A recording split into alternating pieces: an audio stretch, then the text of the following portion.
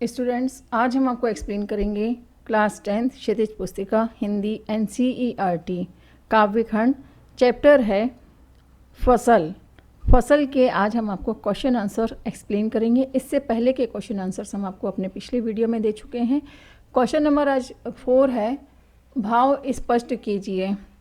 भाव स्पष्ट कीजिए में जो पंक्ति दी गई है वो ये है, रूपांतर है सूरज की किरणों का, सिमटा हुआ संकोच है हवा की थिरकन का।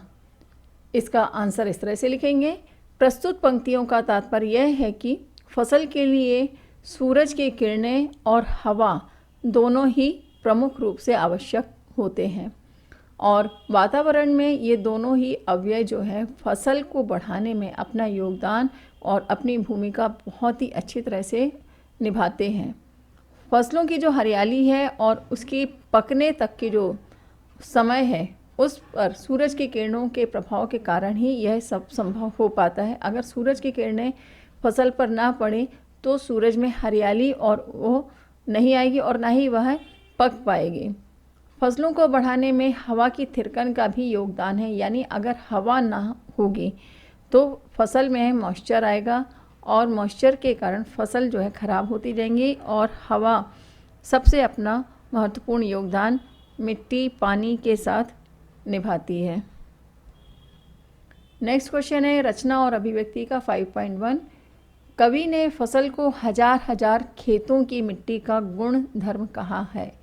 मिट्टी के गुण धर्म को आप किस तरह परिभाषित करेंगे? तो इसका आंसर इस तरह से लिखेंगे कि मिट्टी के गुण धर्म का आशय है मिट्टी में मिले हुए प्राकृतिक तत्व, यानी जो नेचुरल उसमें जो मिनरल्स और सारी चीज़ें होती हैं मिट्टी में वो सब बहुत ही ज़्यादा आवश्यक होती हैं और इसके साथ ही खनिज पदार्थ और पोषक तत्व जो है न्यूट्रिशन जो है और उसकी विशेषता, इन सब के मिलने से ही एक मिट्टी का जो स्वरूप है अन्य मिट्टियों से अलग हो जाता है, भिन्न हो जाता है।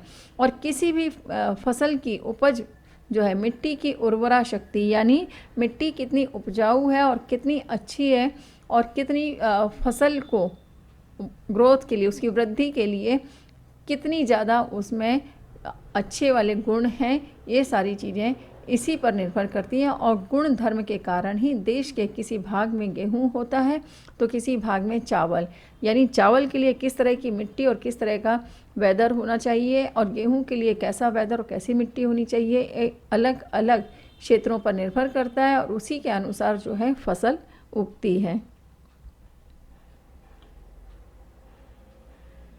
फिर 5.2 का है, कवि ने फसल को हजार हजार खेतों की मिट्टी का गुण धर्म कहा है।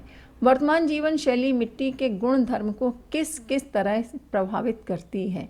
तो आंसर इसका इस तरह से लिखेंगे, वर्तमान जीवन शैली जो है प्रदूषण उत्पन्न करती है, यानी हमारी सभी की जो लाइफ स्टाइल है इससे धरती पर पॉल्यूशन ज़्यादा हो रहा है और इस प्रदूषण के कारण ही मिट्टी के जो गुण धर्म है वो प्रभावित हो रहे हैं। इसका मुख्य कारण ये भी हो सकता है कि नए नए जो रासायनिक खाद जो उपयोग में लाए जा रहे हैं इसी से मिट्टी का जो अपना नेचुरल जो उसका क्षमता है, कैपेसिटी है, उर्वरा शक्ति है, वह नष्ट हो रही है। और प्लास्टिक के ज़मीन में रहने से प्लास्टिक का सबसे ज़्यादा उपयोग होना शुरू हो चुका है। हम चाहे प्लास्टिक की थैली के लिए लें या डिस्पोजेबल के रूप में या अन्य किसी सामानों के लिए प्लास्टिक का उपयोग ज़्यादा हो रहा है और ये प्लास्टिक जो है गलता नहीं है, गलने के बाद दोबारा इसका रिसाइकिल होता है लेकिन कभी पूरी तरह से नष्ट नहीं होता है प्लास्टिक का जो ये गुणधर्म है। और ये हम सब लोग अपने जीवन में बहुत उपयोग करते हैं जो कि नहीं करना चाहिए और इसके लिए शासन भी प्रयासरत है कि प्लास्टिक की रोक के थाम के लिए। लेकिन इसके बावजूद जो प्लास्टिक का उपयोग हो रहा है और ये मिट्टी में पड़ा रहता है तो इससे पॉल्यूशन होता है, प्रदूषण होता है और इसी से मिट्टी की जो उर्वरा शक्ति धीरे धीरे नष्ट होती जा रही है और मिट्टी का जो मूल स्वभाव है, अपना जो नेचुरल उसका जो है स्वभाव वो बदलकर विकृत हो रहा है, यानी बिगड़ रहा है और इसका जो बुरा प्रभाव है फसल की उपज पर भी पड़ रहा है।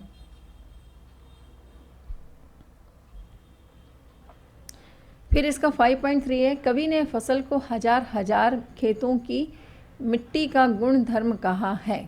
मिट्टी द्वारा अपना गुण धर्म छोड़ने की स्थिति में क्या किसी भी प्रकार के जीवन की कल्पना की जा सकती है?